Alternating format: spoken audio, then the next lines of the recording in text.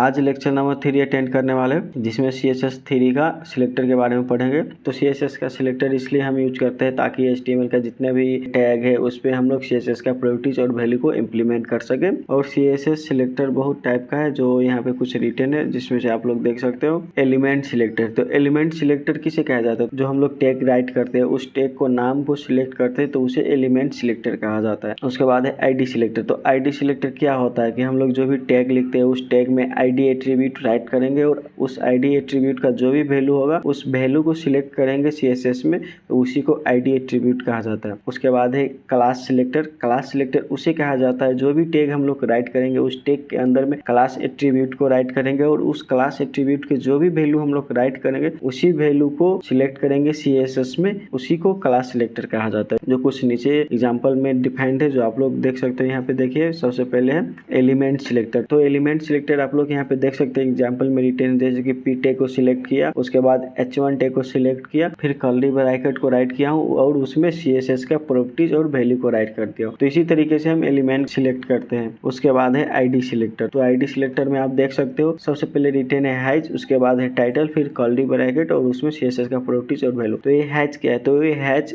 Identify करता है ID selector को। जैसे कि यहाँ पे हैज रिटर्न है तो ऑटोमेटिक हम लोग को क्या दिमाग में आना चाहिए, यहाँ पे ID सिलेक्टर रिटर्न है। तो यहाँ पे जो हैज है वो ID का आइडेंटिफाई हो गया। और उसके बाद है जो टाइटल, तो ID एट्रीब्यूट में जो भी वैल्यू राइट किया है वो यहाँ पे रिटर्न है। तो ID एट्रीब्यूट में जैसे कि यहाँ पे टाइटल रिटर्न है तो यहाँ पे टाइटल राइट कर दिया। जैसे ID एट्रीब्यूट के वैल्यू डेमो राइट करता तो यहाँ पे हैज के बाद डेमो राइट करना पड़ता। तो इसी तरीके से राइट करेंगे ID सिलेक्टर को। उसके बाद यहाँ पे देख सकते हैं क्लास सिलेक्टर है। तो क्लास एट्रीब्यूट का वैल्यू में सबटाइटल रिटर्न होगा, तो इसलिए यहाँ पे सिलेक्ट किया गया है सबटाइटल को। और सबटाइटल से पहले क्या रिटर्न है? डॉट। तो क्लास का आइडेंटिफाई करने का यही तरीका है कि उससे पहले लगा होगा डॉट, फिर उसके बाद क्लास एट्रीब्यूट का वैल्यू। तो इसी तरीके से क्लास सिलेक्टर को इस्तेमाल करते हैं और आइडेंटिफाई करेंगे कैसे क्लास सिलेक्टर को। सबसे पहले क्या लगा होगा? डॉट। तो हम लोग समझ जाएंगे ऑटोमेटिक कि वो क्लास सिलेक्टर से वहाँ पे सिलेक्ट किया गया। तो इसी तरीके से हम लोग एलिमेंट को सिलेक्ट करेंगे, एलिमेंट सिलेक्टर से, देन ID सिलेक्टर से, देन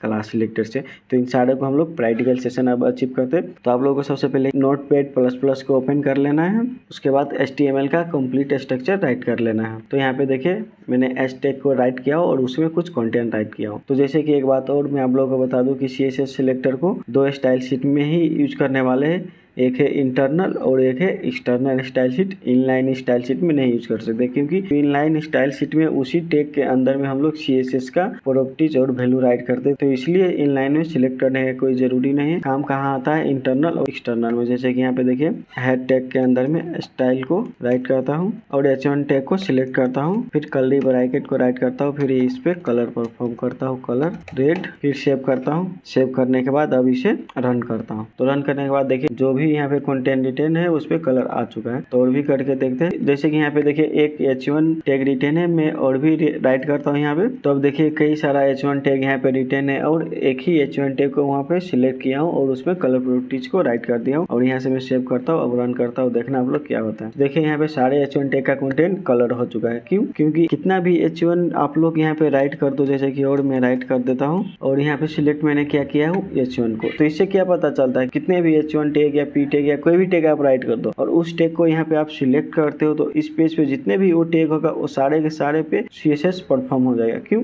क्योंकि यहाँ पे उस टैग को हमने सिलेक्ट करना। जैसे कि यहाँ पे मैं इसे H2 करता हूँ, इसे H3 करता हूँ, ऐसे करके सारे को मैं चेंज कर देता हूँ। तो यहाँ पे देखिए मैं हेडर टैग सारा राइट कर चुका हूँ H1 से लेकर H6 तक। अब इसे मैं सेव करता हूँ, फिर यहाँ से रन करता हूँ। तो अब देखिए अब ये किस पे CSS का प्रॉपर्टीज परफॉर्म कर रहा है?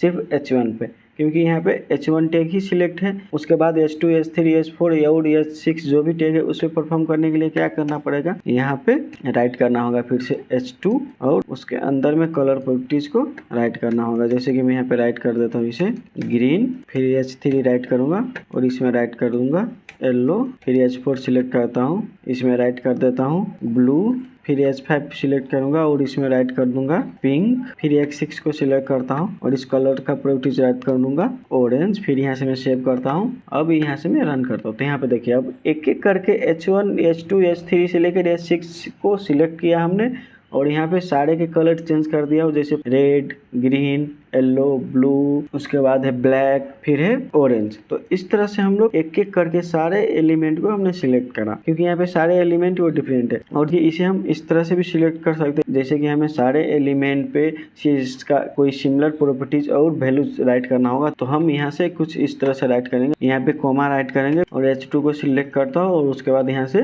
सेव करके फिर यहाँ से मैं रन करता हूँ। तो यहाँ पे देखिए H1 और H2 में कलर रेड यहाँ पे परफॉर्म हो चुका है। और यहाँ से देखिए किस तरह से मैंने सिलेक्ट किया, पहले H1 फिर कॉमा फिर H2। तो आप लोग इसे आगे पीछे करके भी कर सकते हो, जैसे कि फर्स्ट में मैं H2 राइट कर दूंगा, फिर H1 और यहाँ से मैं सेव करता हूँ, फिर राइट कर दो। देखिए कोई चेंजेस नहीं है, सेम है, वोट पे इम्प्लीमेंट हो गया। तो यहाँ से इस तरह से हम लोग राइट करेंगे, जैसे कि यहाँ पे PS3 राइट किया, फिर सेव करके रन करता हूँ। देखिए सारे में इम्प्लीमेंट हो चुका है। तो इसे कब सिलेक्ट करेंगे, जब किसी एलिमेंट पे CSS का सिमिलर प्रॉपर्टीज और वैल्यू राइट करना हो, तो इस तरह से सिलेक्ट करेंगे। और अलग अलग हमें परफॉर्म करना हो तो सारे एलिमेंट को अलग अलग से सिलेक्ट करेंगे। तो एलिमेंट सिलेक्टर आप लोग समझ चुके हैं। अब समझते CSS का ID सिलेक्टर के बारे में। तो सिंपली इसे इरेज कर देता हूँ। उसके बाद यहाँ से राइट करूंगा ID एट्रीब्यूट, फिर ID एट्रीब्यूट में कोई भी वैल्यू पास कर दूंगा, जैसे कि मैंने 1 पास कर दिया हूँ। उसके बाद H2 में फिर से ID एट्रीब्यूट राइट करूंगा और उसका वैल्यू में 2 राइट कर दूंगा। फिर H3 में ID एट्रीब्यूट राइट करूंगा, फिर उसका वैल्यू 3 राइट करूंगा। ऐसे करके मैं सारे एलिमेंट में ID एट्रीब्यूट को राइट करके उसका वैल्यू पास कर दिया हूँ। अब यहाँ से उसको टास्क परफॉर्म करता हूँ। तो यहाँ से ID एट्रीब्यूट का वैल्यू राइट कर दिया,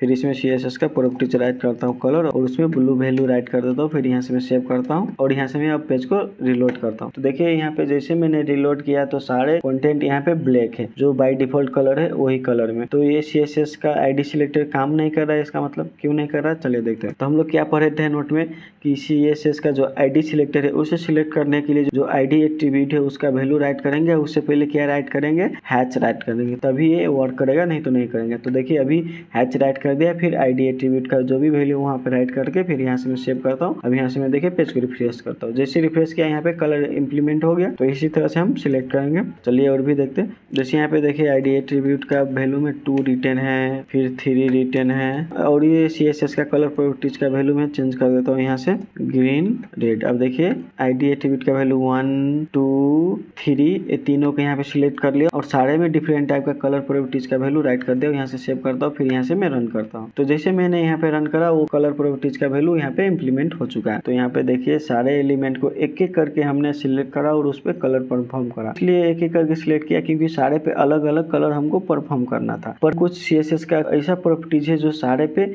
सिमिलर परफॉर्म कराना है। तो उसके लिए सारे को कैसे सिलेक्ट करेंगे, यहाँ पे आप लोग देखिए कुछ इस तरह से सिलेक्ट किया, फिर कर्ली ब्रैकेट को राइट करूंगा और इसमें हमें CSS का फॉन्ट साइज प्रॉपर्टीज कंफर्म करना है और उसका वैल्यू मैं दे देता हूँ 50 पिक्सल। फिर यहाँ से सेव करता हूँ, फिर रन करता हूँ यहाँ से। तो आप देखिए कि जितने एलिमेंट को हमने सिलेक्ट करा वो सारे एलिमेंट पे फॉन्ट साइज यहाँ पे लागू हो चुका है। तो इसी तरह से हम सिलेक्ट करेंगे ID सिलेक्टर को, जैसे कि अलग अलग टास्क परफॉर्म करना हो तो अलग अलग सिलेक्ट करेंगे और सारे पे सिमिलर टास्क परफॉर्म करना हो CSS का प्रॉपर्टीज तो उसको कुछ इस तरह से एक बार में सिलेक्ट करके परफॉर्म करेंगे। आप जानते हैं क्लास सिलेक्टर के बारे में। तो क्लास सिलेक्टर को कैसे राइट करेंगे, सबसे पहले यहाँ पे क्लास एट्रीब्यूट को राइट करेंगे और उसमें कोई भी वैल्यू राइट कर देंगे। जैसे कि यहाँ पे फर्स्ट में 1 राइट कर दिया, सेकंड में 2, थर्ड में 3, इतना ही मैं राइट करता हूँ, बाकी का इरेज कर देता हूँ। अब मैं सिलेक्ट कर लेता हूँ 1 को, यहाँ पे 2 को, यहाँ पे 3 को, फिर से 1 को, 2 को, 3 को, सारे को सिलेक्ट कर लिया 1 2 3 और यहाँ से मैं सेव करता हूँ। अब यहाँ से देखिए मैं जैसे रन कर रहा हूँ तो यहाँ पे कुछ भी नहीं परफॉर्म हो रहा है। क्यों?